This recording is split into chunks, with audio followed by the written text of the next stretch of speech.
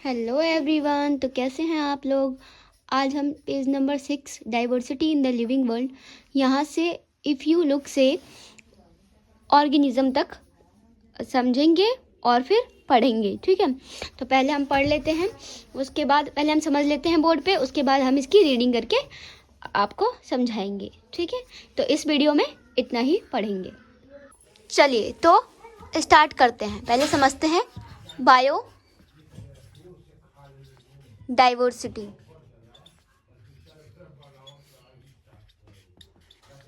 Bio का मतलब मैंने पहले ही आपको समझा दिया था, लिविंग।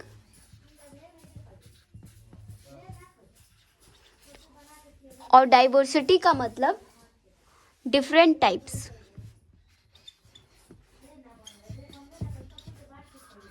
ठीक है, तो लिविंग मतलब जीवित, बहुत सारे टाइप के, डिफरेंट अलग अलग टाइप के क्या, ऑर्गेनिजम्स। ठीक है, अगर हम इसका डेफिनेशन लिखे तो डिफरेंट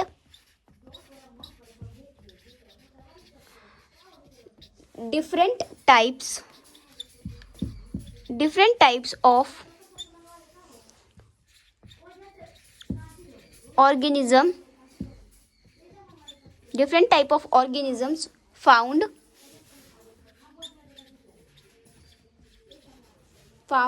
on earth। ही कितने अलग अलग टाइप के, अलग अलग प्रकार के जो ऑर्गेनिज्म है अर्थ पर पाए जाते हैं। ठीक है, जैसे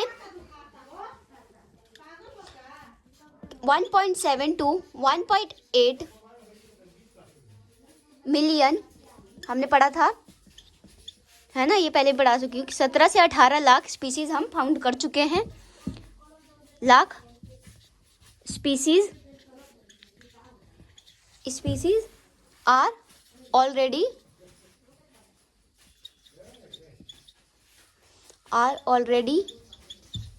डिस्क्राइब्ड, मतलब हम इतना ऑलरेडी डिस्क्राइब्ड कर चुके हैं, इतना हम खोज चुके हैं।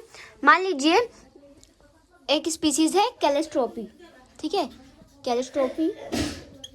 कैलिस्ट्रोपीज। तो ये जो स्पीसीज है, ये जो कैलिस्ट्रोपी है, ये क्या है, ये बायोलॉजिकल नेम है एक। ठीक है, बायोलॉजिकल नेम मतलब कि पूरे वर्ल्ड में इसी नाम से ये जाना जाता है, बायोलॉजिकल नेम। ठीक है, अगर हम इसे राजस्थान में देखें तो राजस्थान में इसका क्या नेम है। ठीक है, तो राजस्थान में इसका क्या नेम है, आका। ठीक है, आका। हरियाणा में इसको क्या बोलते हैं, आकड़ा। ठीक है, क्या बोलते हैं, आकड़ा। मध्य प्रदेश में इसको क्या बोलते हैं, मदार। ठीक है, तो ये जो तीनों है, ये क्या है, अलग अलग स्टेट के लोकल नेम है। लोकल नेम यानी कि जैसे मान लीजिए कि मेरे घर का नेम कुछ अलग है।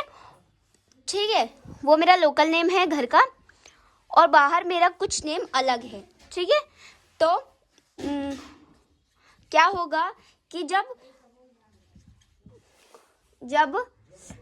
मेरे घर पे, जैसे मेरा घर पे कुछ अलग नेम है और बाहर साक्षी मेरा नेम है। ठीक है, तो क्या होगा, जब मेरे मतलब कोई बाहर का आदमी मेरे घर के नेम से बुलाएगा, ठीक है, मान लीजिए, तो जो मेरे और लोग होंगे जो कि मेरे मतलब बाहर का नेम जानते हैं, वो मुझे नहीं पहचान पाएंगे। समझ रहे हैं। और इसको लोकल नेम को और क्या बोलते हैं, वर्निकुलर नेम्स भी बोलते हैं। बायोलॉजिकल नेम, अब बायोलॉजिकल नेम दो नियमों से है। प्लांट के लिए अलग नियम लगाया गया है। फॉर प्लांट्स ICBN का मतलब फुल फॉर्म क्या है, इंटरनेशनल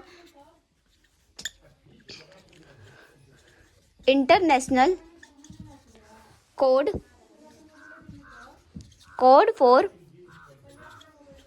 फॉर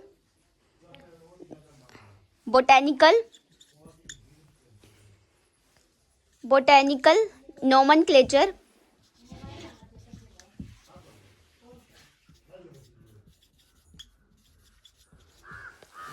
फॉर एनिमल्स, और एनिमल्स के लिए अलग है,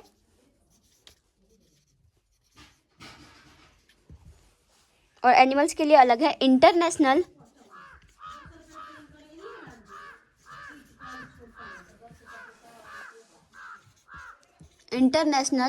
कोड,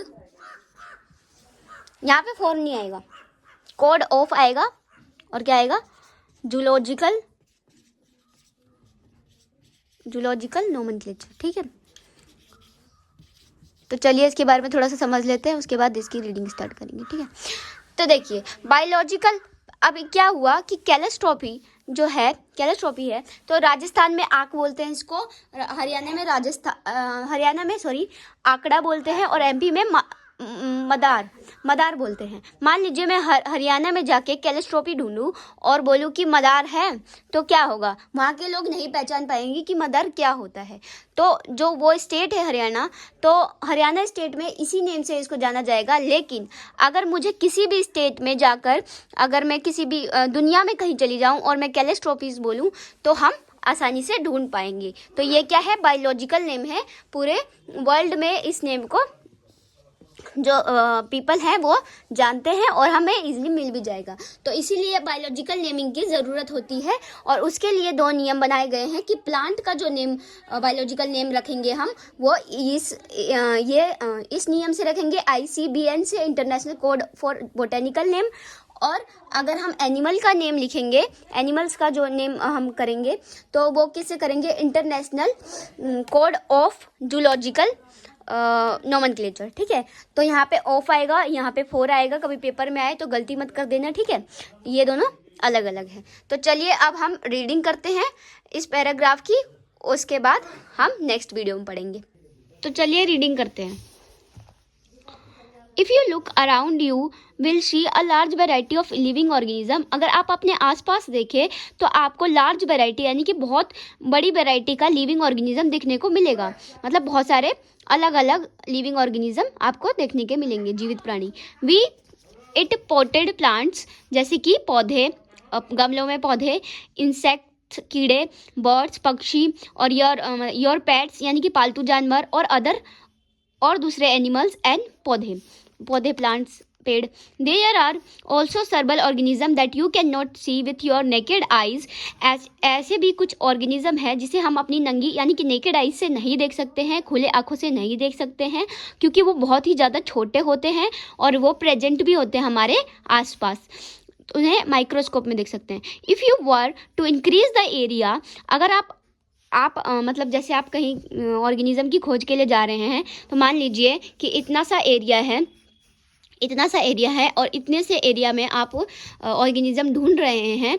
ठीक है, तो क्या करेंगे आप, तो आपको थोड़े बहुत ही ऑर्गेनिज्म मिलेंगे। लेकिन अगर आप इतना एरिया कर देते हैं, मतलब मान लीजिए कि एरिया बढ़ा देंगे, तो आपको बहुत सारे ऑर्गेनिज्म देखने के लिए मिल जाएंगे। तो यही यहाँ पे वही बोल रहा है कि इफ़ यू, एक मिनट कहाँ गया, हाँ, if you were to increase the area that you make observation in the range and the variety of organism that you see would increase. मतलब कि वेराइटी ऑफ ऑर्गेनिज्म ज़्यादा हो जाएंगे अगर आप एरिया बढ़ाएंगे। तो obviously if you were to visit a dense forest, अगर आप मान लीजिए कि घने जंगल में जाते हैं, you would probably see a much greater number and kinds of living organism. अगर आप घने जंगल में जाते हैं तो आपको सच में बहुत ही अमेजिंग यानी कि बहुत ही ज़्यादा अलग अलग काइंड्स के आपको लिविंग ऑर्गेनिज्म देखने के लिए मिलेंगे, और बहुत ही अलग तरीके के। ग्रेट अर्थ, डिफरेंट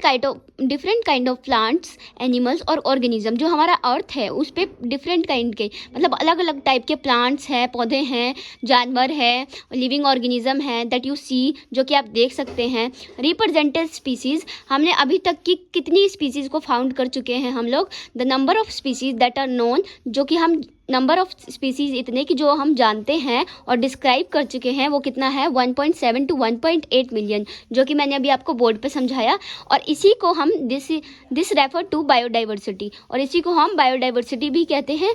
और the number and types of organism present on the earth. ठीक है, बायोडाइवर्सिटी मतलब क्या, कि कितने नंबर्स और कितने तरह के जो ऑर्गेनिज्म है वो प्रेजेंट है अर्थ पे। We should remember here that as we explore new areas, अगर हम अलग अलग नए नए एरिया पे जाए देखने के लिए तो हम और भी ज़्यादा ऑर्गेनिज्म ढूंढ सकते हैं। या हम अगर पुरानी जगह पे जहाँ पे हम जा चुके हैं अगर वहाँ पे भी हम दोबारा जाएं तो हमें और नए ऑर्गेनिज्म भी देखने को मिलेंगे।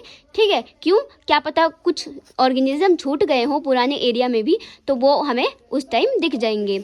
अब हम आगे पढ़ते हैं। एज स्टार्टेड ईयरलियर, अगर हम as started earlier there are million of plants and animal in the world. ठीक है, अगर हम ईयरलियर देखें तो millions of plants and animals in the world, तो हम मिलियंस ऑफ प्लांट्स पौधे और जानवरों के बारे में भी जान सकते हैं। We know the plants and animal in our own area by their local names.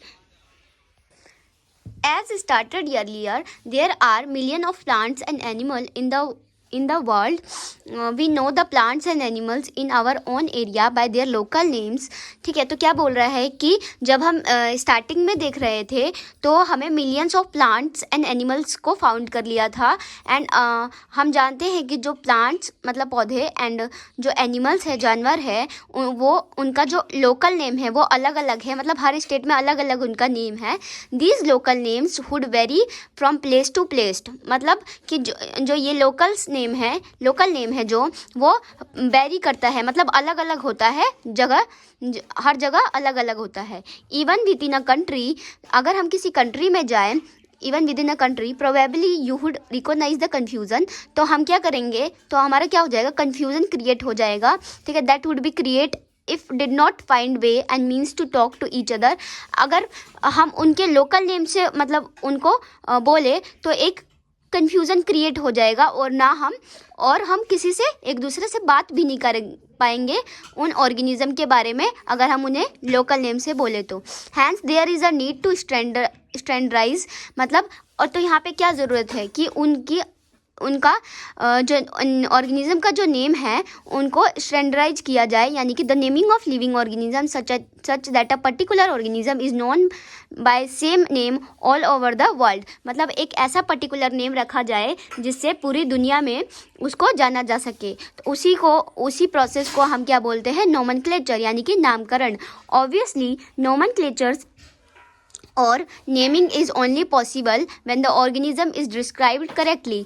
तो ये ज़रूरी है कि नोमेनक्लेचर के लिए कि उसका जो ऑर्गेनिज्म है उसको करेक्टली डिस्क्राइब किया जाए, मतलब उसके बारे में अच्छे से जाना जाए कि वो क्या है कैसा है। ठीक है, तभी तो उसका नेम रख सकते हैं। And we know to what organism the name is attached to, और ये भी जाना जाए कि उसके ऑर्गेनिज्म जो है उसके नेम से क्या अटैच है। दिस इज़ आइडेंटिफिकेशन, और इसको हम आइडेंटिफिकेशन कहते हैं, क्योंकि जब हम उस ऑर्गेनिज्म के बारे में सब कुछ जान जाएंगे तो हम उसके बारे में आइडेंटिफाई करेंगे, उसी को हम आइडेंटिफिकेशन कहते हैं। In order to facilitate the study, अगर हम उस पर पढ़ाई करें तो number of scientist have established produce to assign a scientific name to each known organism.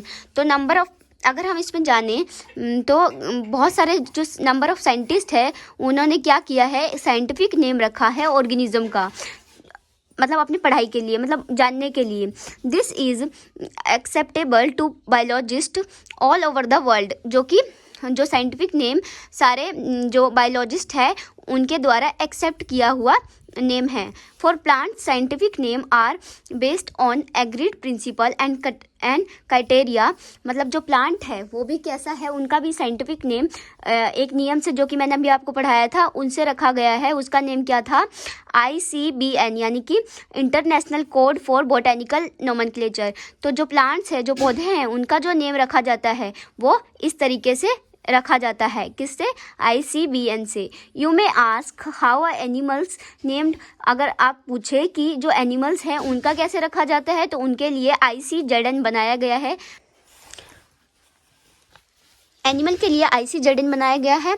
The scientific name ensure that each organism has only one name. तो scientific name क्या होता है कि वो क्लियर करता है, वो एंश्योर करता है कि जो एक ऑर्गेनिज्म है उसका एक ही नेम होना चाहिए पूरे वर्ल्ड में। Description of any organism should enable the peoples in any part of the world to arrive at the same name. ठीक है, तो इसमें बोल रहा है कि अगर एक ऑर्गेनिज्म का एक नेम होगा तो वो पूरे वर्ल्ड में आप कहीं पे भी चले जाओ वो सेम नेम से जाना जाएगा। They also ensure that such a name has not been used for any other known organism, और वो जो नेम है वो यूज़ ना हुआ हो कहीं, ऐसा हमें पहले से मतलब पहले ही हमें समझना पड़ेगा, उसके बाद उस ऑर्गेनिज्म का नेम रखें ताकि आगे कंफ्यूजन ना हो। Thank you so much. अगर सबको समझ आया हो तो मेरे वीडियो को लाइक करें, चैनल को सब्सक्राइब करें एंड कमेंट, प्यारा सा कमेंट ज़रूर करें। और उसके बाद अब आगे का हम नेक्स्ट वीडियो में पढ़ेंगे।